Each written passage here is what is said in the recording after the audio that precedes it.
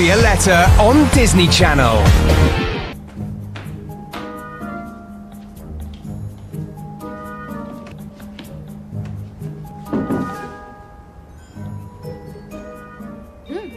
Što je tu?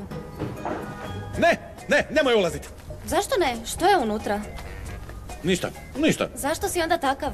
Zato što je jako neuredno i jako prašnjavo. Olga je već oprala neku odjeću koju možeš nositi dok ti ne vrate prtljagu. Dogovorila se sa nečakinjom da ti posudi svoju odjeću, je li tako, Olga? Pa odi u svoju sobu i pogledaj što ti je ostalo, što ti je donijela. Hajde.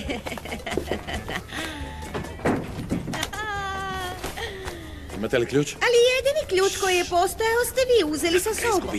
Dobro, razumijem ako vi ne želite gledati stvari u prostoriji, ali ja moram ući svako malo i početi. Zovite bralara, ali ne dajte Violeti da uđe Ali unutra. prošlo je toliko vremena. Samo učini kako sam rekao. U redu.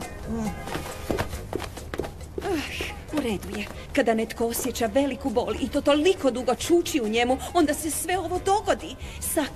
Sakriješ to u svoje srce i prekriješ to kao ružnu boru s puno šminke ljubavi. To je odlična pusica.